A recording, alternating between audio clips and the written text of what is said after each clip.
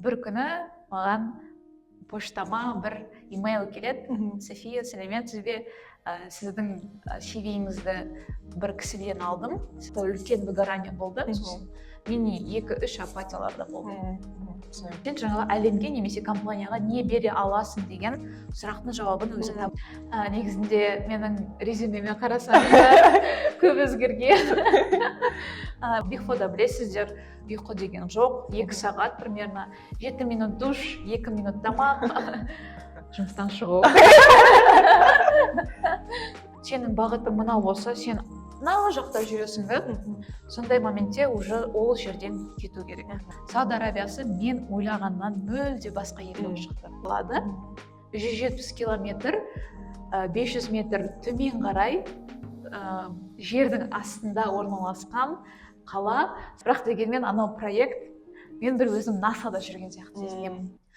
Барлықтарыңызға сәлем, бұл Digital Дала подкасты, және бүгінгі біздің подкастымыздың қонағы София Ғинаятова, Сингапурдағы Growth Hacker және Сауд Арабия елдерінің проектісінде Project Manager болып жасайды. Және бүгінгі біз подкастымыз кішкене еркін форматта өтетін болады. Көптеген ашық топиктарды талқылайтын боламыз. Соның бірі қазіргі көбінесе тренд болып жатқан топиктардың бірі деп айтсақ болады. Women in Tech, яғни Tech Women деп айтады көбінесе. Сол тема жайлы тағы кішкене басында қозғап кетсек. Қазіргі вообще таңда байқағанымыз бойынша көбінесе адамдар Women in Tech дегенде жаңа бір тема сияқты, яғни әйелдің IT-да жұмыс істейтін әйелдер туралы жаңа бір толқын деп санайды, немесе оны бір ерекшелеп айтады, яғни IT әлемінде әйелдің орны деген сияқты. Сол қаншалықты дұрыс деп ойлайсыз жалпы? И неге ол мысалы бөлек бүйтіп ерекшелеп айтады? Барлығыңызға сәлем. Есімім айтып өткенде София. Шақырғандарыңызға рахмет. Негізінде дұрыс айтасыз, қазіргі заманда бір нәрсені трендқа айналдыру тренд болды. Оның артында әрине стратегия бар, оның стратегияның артында экономикалық стратегия бар, оның бәрін қаржыландыру, ақшаландыру, былай айтқан кезде өміріміздегі сондай бір үлкен экономикалық стратегияның бірі деп ойлаймын. Бірақ дегенмен де осы соңғы кезде сол трендтің арқасында IT-ға кіріп келе жатқан жастар да өте көп. Жаңағы ең қазіргі айтып отқанымыз қыздар жайлы ғой. Сол қыздар өте көп қызығушылықтарын танытып жатыр. Негізінде мысалы біздің физиологияға қарасақ та жаңағы әйел адамның ішіндегі навыктарында барлығын қамтамасыз ете алатын сондай скиллдарымыз бар. Сондықтан ол жаңағы компанияға өте жақсы бір сотрудник болып саналады. Сондықтан қазір сол дамып келе жатыр деп ойлаймын. Жалпы сол әйел адамның IT сферасы ішіндегі соған фокус қойған дұрыс деп ойлайсыз ба? Немесе ол жай ғана бір жағынан бүйтіп қарасаң, әйел адамды ер адам сияқты жай ғана адам, ол да специалист, ол да профессионал бола алады, және оны бүйтіп ерекшелендірудің қажеті бар ма деген сондай сұрақ. Соңғы кезде ерекшелендіріп кетті өте көп. Сосын бір-екі жылдан кейін менің ойымша сол сөз триггерить ете бастайды адамдарды. Өйткені расымен де жаңағы қыздар жасасын, қыздар IT-да деген сияқты өте көбейіп кетті. Әрине оның жаман деп айтпаймын. Бірақ та әйел адамы ол жаңағы ер адам сияқты бір адам. Толыққанды тұлға. Жаңағы расымен де мысалға отбасылы елдердің балалары бар дегенмен тамақ пісіру керек деген басқа да бір жұмыстары, міндеттері бар. Бірақ дегенмен де өте қатты фокус қоя берсек, негізінде былай шын айтсақ, өмірде бір нәрсеге фокус қойған сайын ол бүйтіп бір басқаша ойнай бастайды. Өкінішке орай сол ойнаудың арқасы жаңа эго ғой айтып отқаным. Эго сондай нәрсе, ол содан кейін бір басқа нәрсеге айналып кетуде ғажап емес. Яғни біз соны қолданған өзінде дұрыс қолданғанымыз. Әрине, барлық нәрседе өміріміздің барлығы баланс қой, сол баланс болу керек деп ойлаймын. Енді жеке өзіңізге тоқталып кетсек, жалпы өзіңіз IT саласында қанша жылдан бері жұмыс жасайсыз? Мен білуімше сіздің бастапқы жоғары оқу орныңыз Қытай мемлекетінде бітірдіңіз. Сол кезден бастап оқыдыңыз ба, немесе жалпы IT сферасына қалай келдіңіз? Бірден таңдадыңыз ба? Мен 11-ші сынып бітіргеннен кейін Қытай Халық Республикасына бардым оқуға. Содан кейін 1 жыл тіл оқып, 3 жыл бакалаврымды бітірдім. Мамандығым халықаралық экономика және сауда саттық болды. IT-ға қатысы жоқ. Содан кейін Қазақстанға оралып, жаңағы Big Four-ның компаниясына кіріп, консультант по налогам деген департаментте жұмыс жасап, ол да IT-ға қатысы емес. Содан кейін бір күні маған поштама бір имейл келеді. София, сәлеметсіз бе? Сіздің CV-іңізді бір кісіден алдым, сізді рекомендовать етті. Біздің IT компания сингапурлық атын жазып қойған. Сразу тексердім, конечно. Бірақ көп информация таппадым, сосын ойладым, все, скам. Ол жақта ештеңе жоқ деген жоқ, мені алдайды қазір. Сосын давайте интервью жасайық деді. Содан кейін келістім. Осы интервью бір 3 ба 4 рет отмена болып, менде уақыт болмай, ол кісілерде уақыт болмай, солай әрең деген кезде өттік. Ковид кезінде жоғары жағында кәдімгі әдемі киініп отырмын, осындай блузкамен, аяқ-жағым домашний. Ол бәрімізде болған сияқты. Сосын интервью өтті, нормально, қытайша, сингапурлық компания, бірақ дегенмен CEO-мыз Қытай. Сондықтан кейбір коллегаларым Бейжіңда, сосын Нанкинда жұмыс жасайды. Сондықтан Қытай тілім бұл жерде көмектесті. Сөйтіп ақырын IT компаниясына кірдім. Басына кірген кезде жаңағы больше маркетинг жағына кірдім деп айта аламын. Бізде бір приложение болды. Zoom-ның, былай қарасақ, альтернатив түрі ұстаздарға арналған. Ішінде ұстаздарға барлығы дайын, онлайн сабақ өткізуге арналған платформа. Соны мен әлемге шығару, брендировать ету деген мақсатпен мені сол позицияға шақырды. Сосын ол ақырын жаңа гроз хакерға айналды. Содан кейін мені жаңа Сауд Арабиясындағы Неом деген жаңа будущий город бар. Сол жердегі The Line деген үлкен проект бар. Соның проектісіне кәдімгі IT-дің проектный менеджері ретінде шақырды. Сөйтіп IT-ға кірдім. 3 жыл болды. Керемет. Жалпы былай қарасақ, карьераңызда көп бір переход болған сияқты. Яғни бір сферадан екінші сфераға ауысып, немесе білімін бірақ оның да жақсы жақтары бар шығар. Мүмкін бізді негізі көріп отқан оқырмандарымыз көбінесе қазақ тілді IT контент не үшін дамытқымыз келеді. Өйткені барлық адамдарға ол контент доступный деп айта алмаймыз. Яғни IT жайлы контент көбінесе ағылшын немесе орыс тілінде жүргізіледі. Ал қазақ тілінде, яғни қарапайым адамдарға, мүмкін қарапайым бір ауылда отқан балаларға и оқушыларға ол керекті информация болады деп ойлаймыз. Сондықтан мүмкін оларға да осындай бірнеше, яғни IT саласы ол тек қана программированиемен ғана шектелмейді деген стереотипті бізде бұзуымыз керек деп ойлаймын. Өйткені көбінесе байқаймыз, профессионалдар көп осылай бір сферадан екінші сфераға ауысып, осылай IT-ді дамытып жатады. Жалпы осы бірнеше сфераға ауысқан кезде бір опытыңыз екінші сол жұмысыңызға керек болды ма? Күшті сұрақ. Әрине, бір жаңа жерде сен міндетті түрде минимум болсын бір жаңа навыкты үйреніп аласың. Әрине, ол екінші жұмыста ол өте үлкен көмегін көрсетеді. Ол сфералар бір-бірімен байланысты болмаса да, жаңағы мысалға бір нәрсені сататын sales менеджерлар өте жақсы коммуникациялары болады да. Ол IT-да қандай көмегі тиеді десеңіздер, IT-да, кстати, бір позиция бар күшті, тоже no coding, код жазбайсыздар, жаңа delivery team деп аталады. Жасалған продуктыны клиентке жеткізу департаменті. Сол жерде как раз таки жаңағы мысалы sales менеджер болып жұмыс жасаған адамның коммуникациясы өте қажет. Клиентке жаңағы продуктыны сату, жаңа функцияны сату, жаңа функцияны наоборот енгізу, жаңағы екінші контракт алған кезде мысалға 10 фичаны қосу деген сияқты, сондай өте жақсы коммуникациялық скиллді қосып алуға болады. жалпы былай гроус хакингқа оның мысалы өткен жұмыс жасаған дұрыс, яғни Big Four'да, одан кейін гроус хакингқа өскен, яғни оның арасында екеуі вроде бы тоже не связаны нәрсе, но оны байланыстыра алдыңыз ба, яғни қандай навыкты қолдана алдыңыз сол жұмыста? Дегенмен мен өте көптеген жүйкем тосса да Big Four'да дегенмен өте үлкен мектеп деп ойлаймын. Әрине еще бакалаврдан кейін сразу сол Big Four'ға кірдім.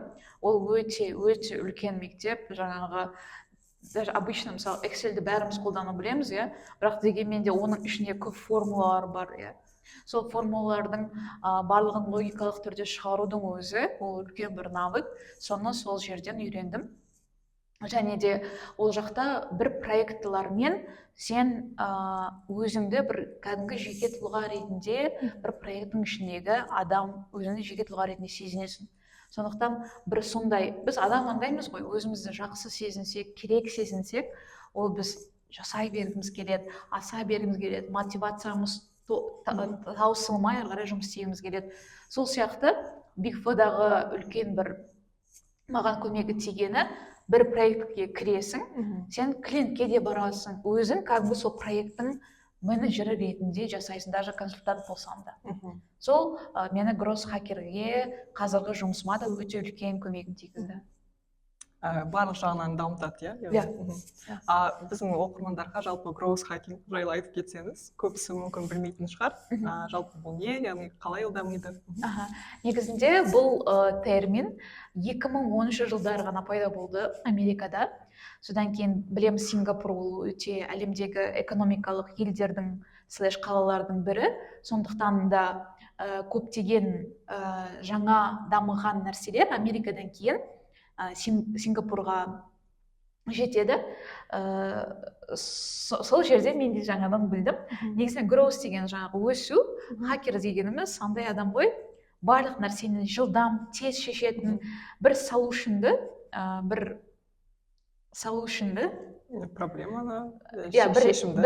проблеманы шешу деген сөзді білдіреді. Сонда екеуін қоссақ, бір үлкен компаниядағы проблема болады, немесе задача болады, соның шешімін табатын адам. Ол адам жаңа коммуникацияға мықты болу керек, стрессоустойчивость, содан кейін жаңағы адаптивность, жаңа трендтерді білетін ресерчер, өйткені ресерчер дегеніміз адам жаңа трендтерді қай жерден қалай іздеу керек деген мағынаны білдіреді. Осы бір адамның ішінде болса, ол гроус хакер бола алады. Жалпы гроус хакинг болу үшін қандай навыктар керек? Жаңа айтып өткен навыктар.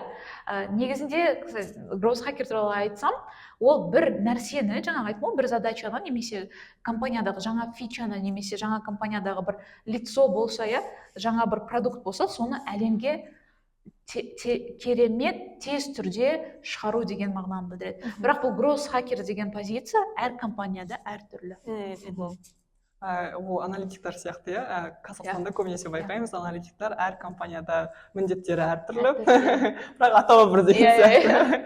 Сол сияқты өте қызықты негізі сфера. Жалпы осы жұмыс кезіңізде, яғни қандай бір қиыншылықтар болды сізде? Гроус хакерда ма, қазір ма? Мүмкін бүкіл жалпы карьераңызда ең қиын бір сәттер. Қазір мен өте бір ойланып келе жатқан, осы сфераларымды анализ етіп болғаннан кейін, менің басымда өте көп нәрсе бар екен. Ол ответственность, ол мына задачаны жасау, онаны үйрену деген көптеген ойлар бар. Сол ойлар үшін ұйықтай алмайсың кейбір кезде, денсаулыққа зақым келеді. Жаңа өзімнің жеке өмірімде, мысалға достармен кездесу үшін 2 апта бұрын бронь жасап, оны календарға кіргізіп деген сияқты сондай ситуацияларда да болды. Сол үлкен минусы осы деп ойлаймын.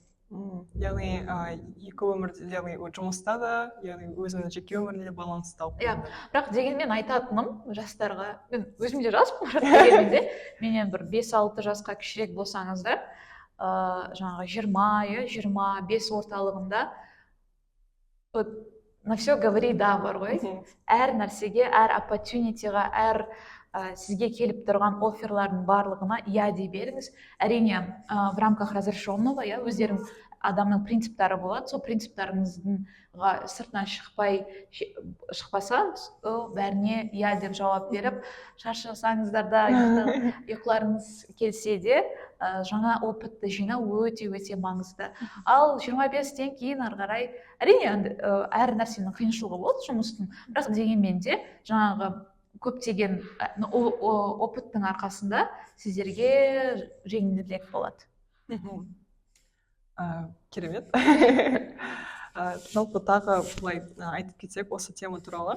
Мысалы, мен өзімде ондай ситуация болады. Мен негізі возможностьтарды да дей беремін, да? Ну, я не пропускаю вообще. Бір возможность өткізбеймін просто. Я дедім ба, болды, сонымен ұсталып аламын, жібермеймін. Бірақ кейбір кезде сондай көп возможность ала берген кезде, керісінше, как будто бы өз-өзіне көп алып қойған сияқты сезім болады.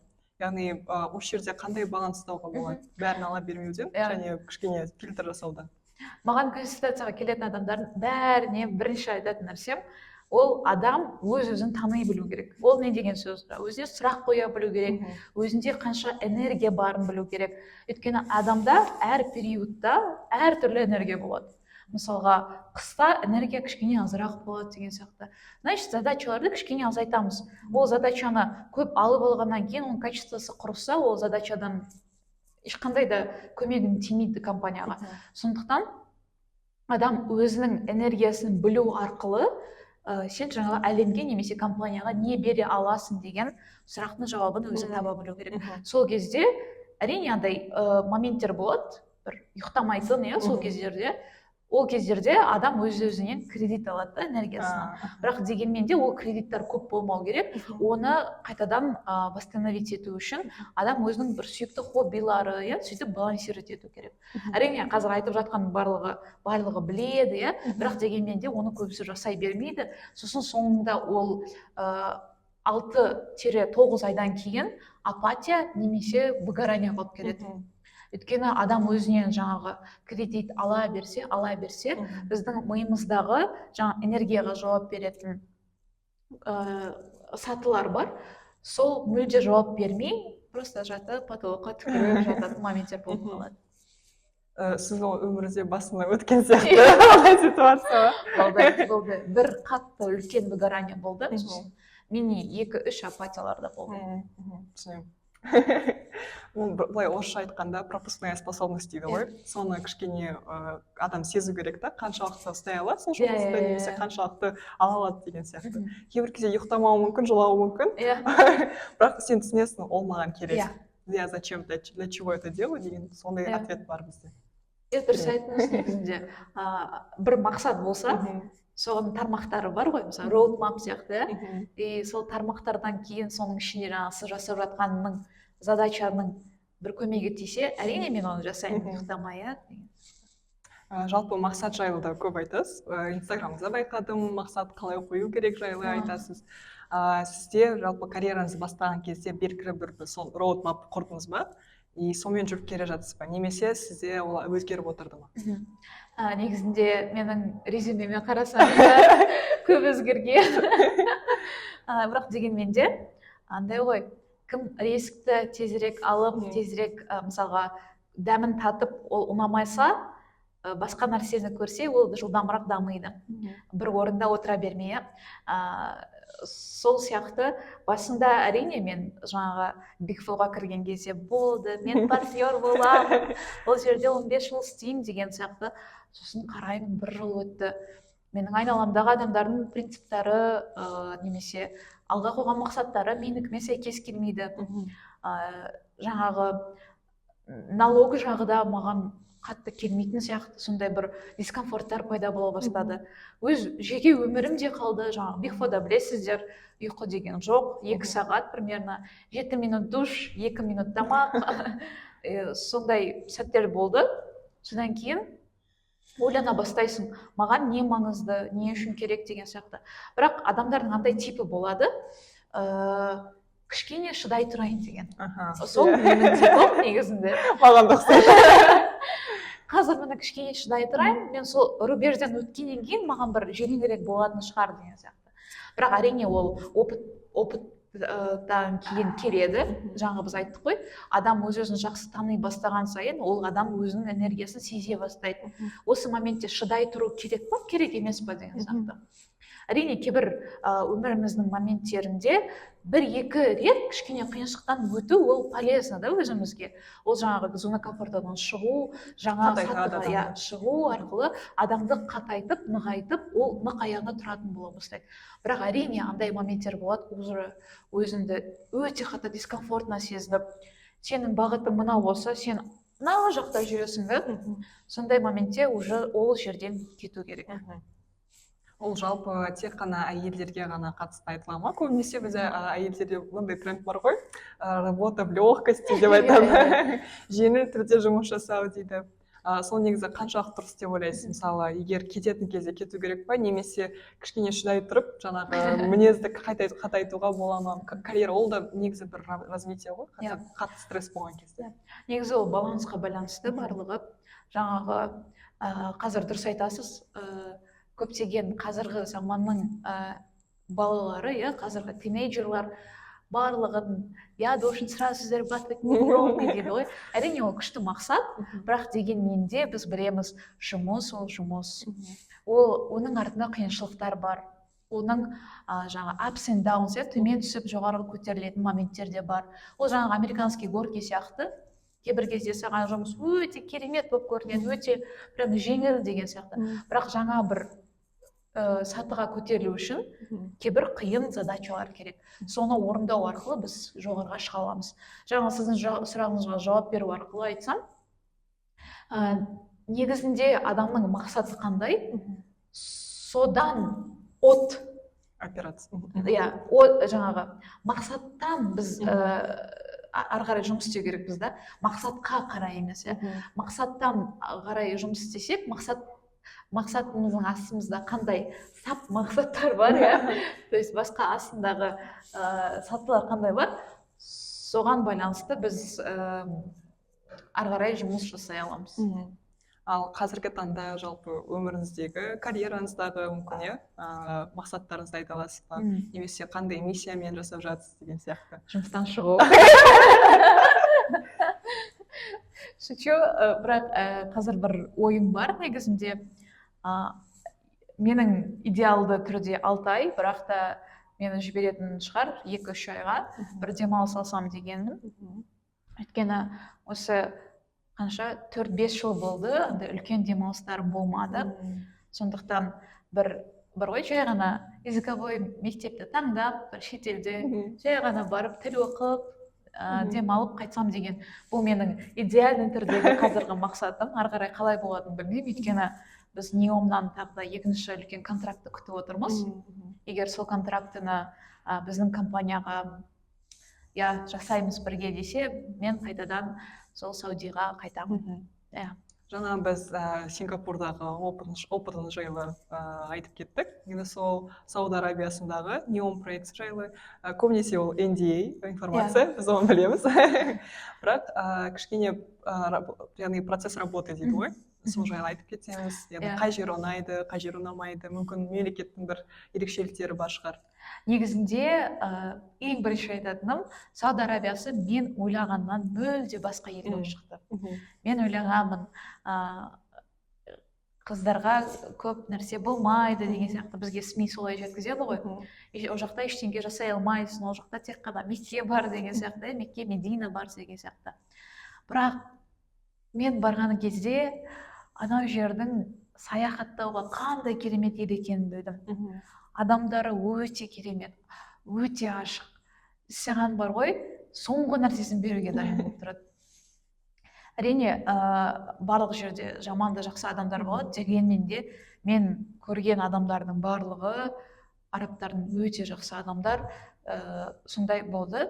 Ал екіншіден айта кетсек, неом деген, ол мысалға көбісі біле білмейді.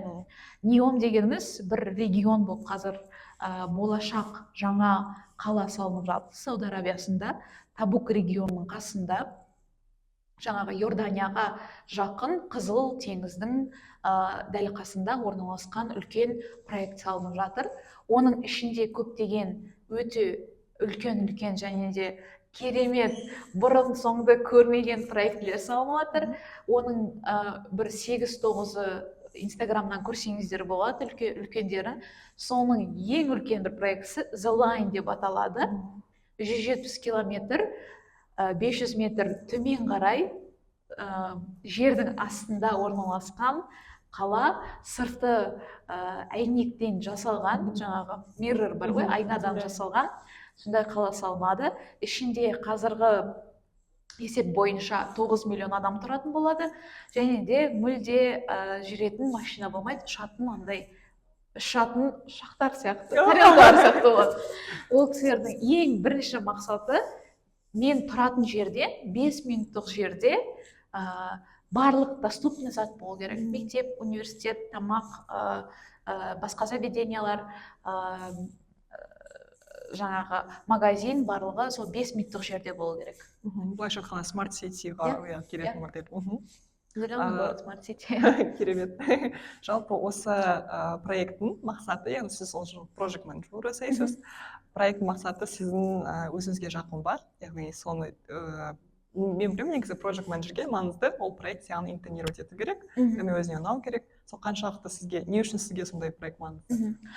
Негізінде менің позициям бар ғой, нақты бір позициям жоқ. Бұл моменттер негізінде карьера кезінде кімде көп навыгы бар, ондай адамдар өте көп. Негізі қазақ халқы сондайда көп навыкты, сол бір қанымыздың ішімізде бар да көп навыктар. Бірақ та дегенмен де ол өмірде кейбір кезде минус жағынан болады. Мен кейде көңілім түсіп кетеді, мысалға мен бір нәрсені таңдап сол жолмен жүрсем болады ғой деген сияқты.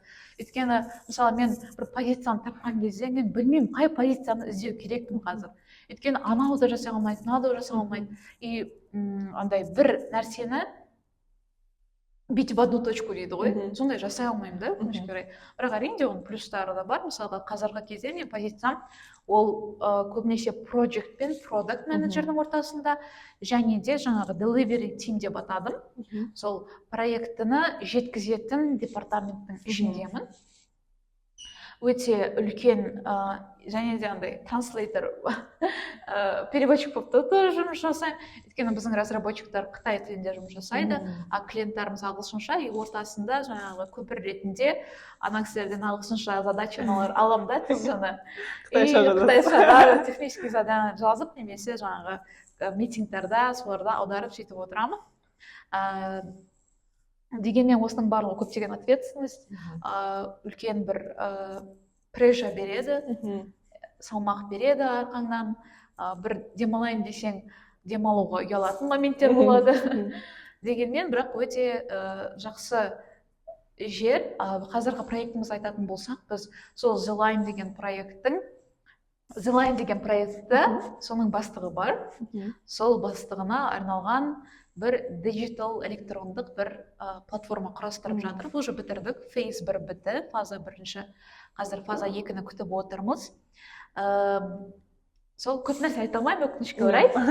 Бірақ дегенмен анау проект, мен бір өзім НАСАда жүрген сияқты сезінемін. Мен кіріп қаламын, ана жердегі атмосфера. Негізі Сауд Арабиясы білесіздер, ол пустыня. Пустыняның ішінде бір Марста жүрген сияқты боламын. Ана офис, кәдімгі бір Марста жүрген сияқты боламыз да, офистер мындай кәдімгі үйшіктер ретінде жасалған. Сосын кіреміз, офиста кәдімгі бір обычный офис сияқты. Шықсақ бір Марста жүрген сияқты. Сондай моменттер болады, коллегаларым өте күшті. Жаңағы НАСА деп бекер айтпадым. Өте бір андай бар ғой, ауқымды масштабты нәрсе жасап жатқан сияқты бір чувство өте саған бір күшті мотивация береді. Сол супер. Негізі осындай қазақстандықтардың сондай үлкен проекттерде күшті должность болып, сондай жасап жатқан жұмыстарына қарап, біз өте қатты қуанамыз. Сізді әрқашан қолдаймыз. Яғни бізге ол кәдімгідей мақтанатындай нәрсе деп ойлаймын. Сонымен көп нәрсе сізден үйренуге болады. Жұмыстан шықпаймын. Өте қызық. тағы да яғни сол проекттің көбінесе Индия информация болғандықтан айтылмайды, бірақ кішкене как будто айтылған кезде адамдар как будто ощущение создается, что разговор из будущего бір кішкене нереальный нәрсе сияқты көрінеді. Есть такое, есть такое.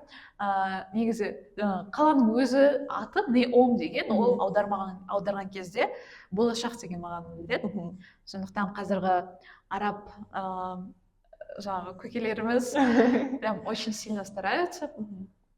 Көптеген ақша, қаражат құртылып жатыр, инвестициялар тартылып жатыр. Жаңағы көбінесе мен сізден былай байқап тұрсам, қазіргі жаңағы тема оқып жатырмын, мультипотенциал деп аталады. Яғни мультипотенциал деген бірнеше сфераны алып жүре алатын адам, яғни сол сфераларды немесе біріктіреді бір нәрсеге, көп навыктары бар, көп таланттары бар деп айтады көбінесе.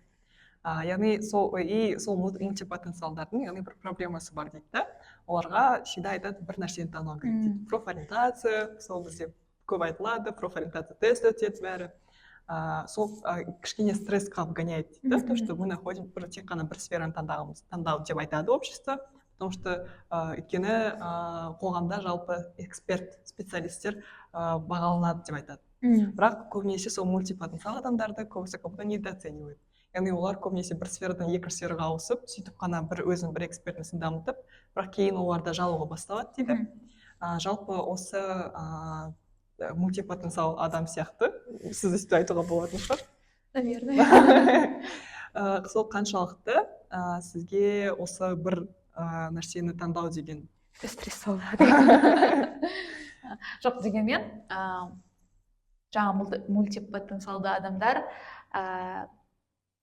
бір рамкаға кіре алмайды. Былай қысқаша айтқан кезде, сол мультипотенциалды адамдардың Б точкасы ол өзінің продуктысын, өзінің бір компаниясында құру деген. Көбінесе солай шығады. Өйткені ол кісі өте жақсы делегировать ете алады, ол кісі әр сферадағы, әр департаменттағы бір білімдері бар. И сол білім арқылы жаңағы адамдарға өте жақсы задачаларды бөліп бере алады, сосын басқара алады. Бірақ бұндай адамдардың бір үлкен минусы бір нәрсені өте жақсы білмейді. То есть из-за того, что они не бьют в одну точку, не бьют, эксперт емес. Өкінішке орай, мен де сондаймын. Жоқ, әрине андай ол навыктарды дамытуға болады, бірақ дегенмен де андай өз-өзін тапқан бір адамдар бар ғой, жаңағы инженерлер болсын, әдемі мысалға өте керемет сататын сейлс менеджерлер бар, мен соларға кейбір кезде қатты таңқаламын, күшті бар ғой, бас қатпайды, ол кісі сол жерден көптеген ләззат алып, басқа компанияларға көшіп, үлкен дәрежелерге жетуі мүмкін деген сияқты. Бірақ әрине әрбір нәрсенің өзінің плюсы да минусы да бар, сондықтан да қазір негізгі айтарым, көптеген адамдар бір адамға еліктеп, бір сфераға еліктеп, өзінің сырттан келген ярлықтарды жауып, мысалға, өзіне қызық емес IT-ға кіріп алып, өзінің, мысалға, өзі керемет бір повар болса, ол IT-ға кіріп алып, бақытсыз болып жүрген адамдар қаншалықты. Мен аналитиканы оқып алайын, София деп маған келеді адамдар, алтағай ғой, мынандай курстар бар екен, мен істеймін деген сияқты. Бірақ өзі, мысалға, керемет бір тігінші адам деген сияқты. Сондай, например, өзінің бір сүйікті ісін дамыта берсе, ол соңында өте керемет бір маман болып шығады. Сосын айта кететін нәрсе, біздің адамдардың миында андай нәрсе бар, бәрімізде бар ол нәрсе. Менің сүйікті ісім, ол, мысалы, маған жеңіл келеді ғой, егер мен одан ақша тапсам, ол андай бір кішкене ұялып деген сияқты сондай болды. Кішкене ұялып, андай, жоқ, маған ол легко ғой деген сияқты болып тұрады. Жоқ, на самом деле, как раз таки сізге не нәрсе жеңіл келеді, не нәрсе қолыңыздан жеңіл жасалынады, сол нәрсемен сіз әлемге көмегімен өте үлкен көмектесе аласыз. Өзі сізге жеңіл келетін нәрсе ол сіздің талантыңыз дейді ғой, яғни соны дамыту керек. Негізінде, мысалы, мен соңғы кезде ойлап қарасам, маған консультациялар өте жеңіл келеді. Мен адамдарға бағыт бағдар бергенде, қалай планировать ету керек, қалай цель қою керек, немесе қалай резюме жазып, бір шетелге жұмыстық табу керек деген сияқты, сондай мысалға кашадан структура жасау ол маған прям оңай да. Жаңа сұрадыңыз ғой қандай целіңіз бар айтида деген сияқты. Дегенмен де соңында менің ойымша қазір сондай бір мамандыққа кететін сияқтымын. Жаңағы бәлкім айтидағы айтиға тоже адамдарды қалай жаңа жұмыс табу керек деген сияқты сондай сфераны қамтитындай. Керемет. Тем более если опыт болса, неге оны бөліспеске? Жеңіл болады. Классно. Так, онда жалпы мынандай жалпы сұрақтар бар. Көбінесе біздің қазақстандық специалисттер, айтишниктер, яғни олар қатты дамыған кезде, жасы бір должностьқа өскен кезде, олар шетелге кетіп жатады көбінесе. Шетелдік жұмысшы, шетелдік компанияларда жұмыс жасайды. Яғни бірақ кетіп қалып, еліне қайтып келмейді деген сондай не бар, теория бар. Немесе сол жақта қалып қойды, өйткені ол жақта жағдай мың есе жақсы деп. Жалпы бұл қаншалықты маңызды деп ойлайсыз, яғни келіп бір миссиямен, яғни бір опыт жинайды ғой ол жақта да, миссиямен қайтып келіп өзінің бір еліндегі бір дамытуды жасауға. Күшті сұрақ. Мен мысалы шетелге кеткеніме 9-10 жылда болып қалды. 18 жасымда бакалаврға кеткеннен кейін. Негізінде әрине көп адам кеткісі келіп, шетелге кеткісі келеді, өйткені ол жақта заработная плата жақсы, өмір сүру қағидалары болсын, өмір сүру деңгейі болсын жоғарырақ. Қазіргі мысалы Европа мен Қазақстанның продуктыға деген бағалары да бірдей болып қалды. Әрине шетелге кетіп жаңа опыт жинап, бірақ ол осознание сразу келеді деп айта алмаймын. Менде мысалға басында кеткен кезде әрине ол жақта қалғым келді. Сосын қазірға мысалға міне 8-9 жылдан кейін Қазақстанға тарта береді. Ол жақсы деп ойлаймын, өйткені бір опыт жинап алғаннан кейін оны Қазақстанға келіп, осы жақтағы бір жаңа стартап жасап, немесе жаңа бір компания ашып, сол компанияның ішінде департаменттерді ашасында, ол адамдарға да сен өз опытыңмен бөлісесің. Жаңа бір продукт жасайсың деген сияқты, сол біліммен бөлісесің.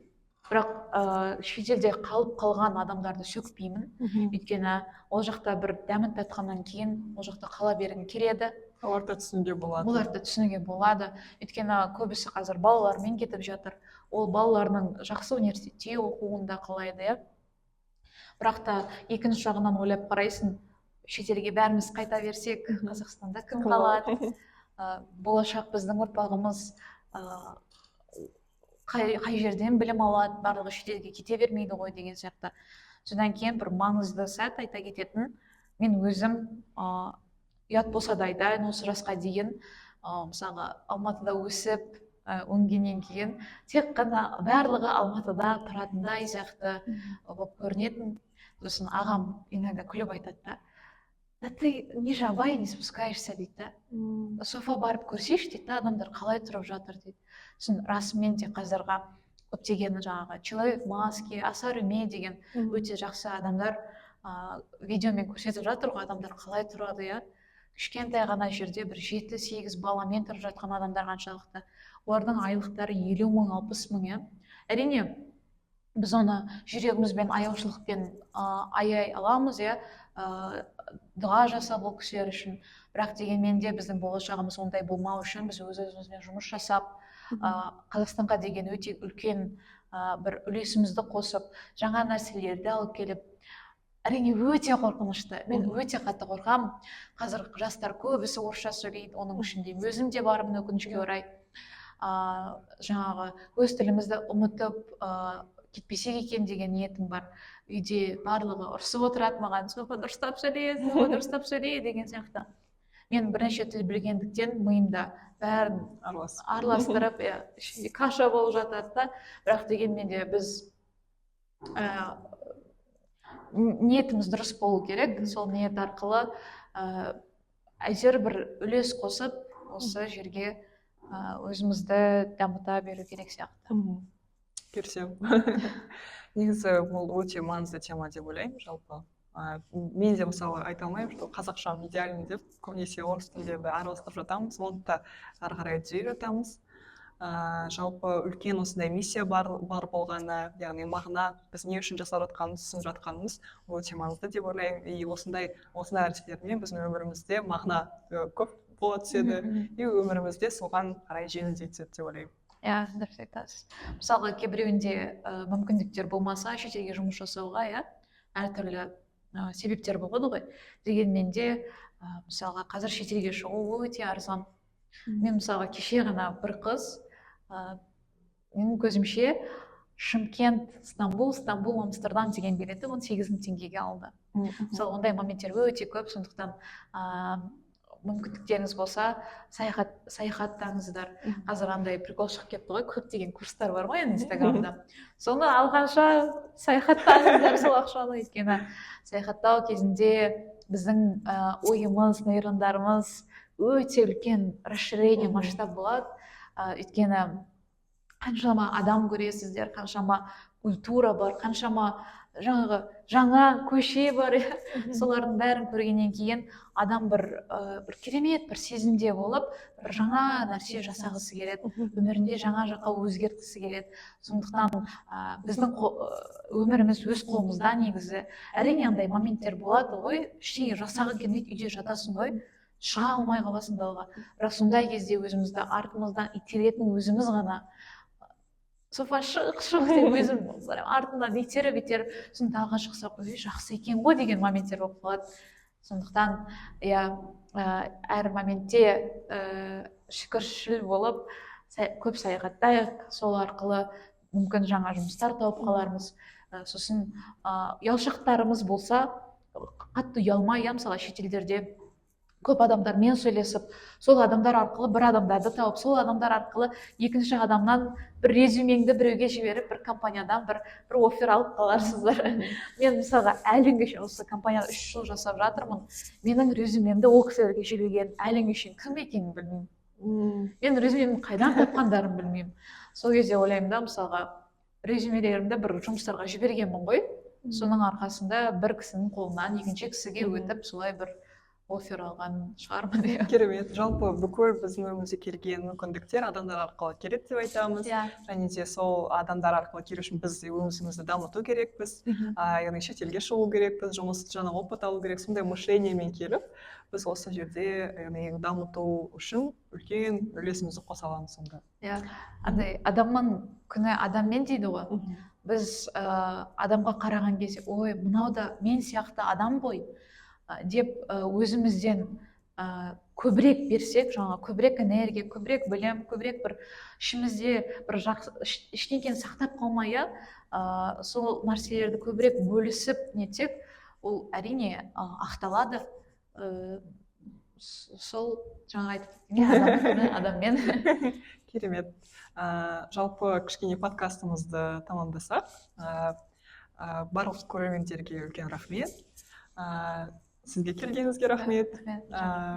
Тағы соңында айтып кететін мүмкін бір тілектеріңіз бар шығар, немесе бір жастарға, өзіңізден жастарға десе кішкене өзіңізден кейінгі поколениеға дейік, соларға мүмкін бір советтеріңіз болар, кеңестеріңіз болар, және де осы тілге қатысты тағы да айтып кетсеңіз, IT жайлы, тіл жайлы. Менің ең сүйікті өзім өмірімдегі цитата, фраза бар. Біздің Бауыржан Момышұлы айтып кеткен: ережеге бағынған құл болмайды.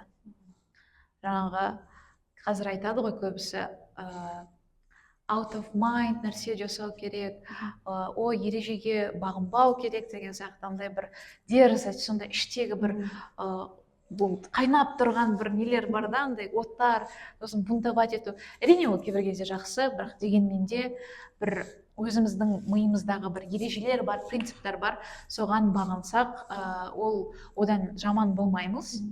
Ол жаңағы оның ішіне дисциплина да кіреді. Мысалға күнде сағат 12-де мысалы достарыңыз қыдырып жүрсе далада, әрине тоже қыдырғың келеді, бірақ та таңертең сағат 8-де тұрып жұмысқа бару керек. Ал ол жерде бір приоритеттерді қоясыз. Әрине достармен де кездесу керек, бірақ оған басқа бір уақытта таңдауға болады. Ол адамның өзінің бір кездесі болады. Сондықтан өзіңіздің бір алға қойған мақсатыңызды тек қана сонымен көріп, сол жолмен жүрсеңіздер, өте бір керемет точка Б-ға жетесіздер деген сенімдемін.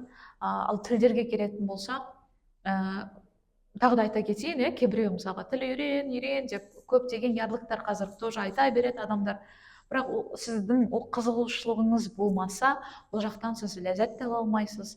Бірақ дегенмен де егер мүмкіндіктеріңіз болса, бір жаңа тілді үйреніп отыру, ол біздің миымызға да өте жақсы. Өзіңізге ұнайтын тіл болса, қазір мысалға сол тілді таңдап болғаннан кейін күнде бір 10-15 минут оған бөліп, және де ютубтан, біз ютубта өте көп қой қазір контенттер, сол бір влогты тауып аласыз да, сол тілде француз болсын, испан болсын, сол адамның блогын көріп, тіліңізді дамыта берсеңіз болады. Көп рахмет. Құрметті біздің көрермендер, сіздерге өте пайдалы подкаст болды деген ойдамыз. Барлықтарыңызға рахмет. Сізге көп рахмет бүгін келгеніңізге, адамдарға көп пайдалы информация айтты деп ойлаймын. Келесі кездескенше. Пока.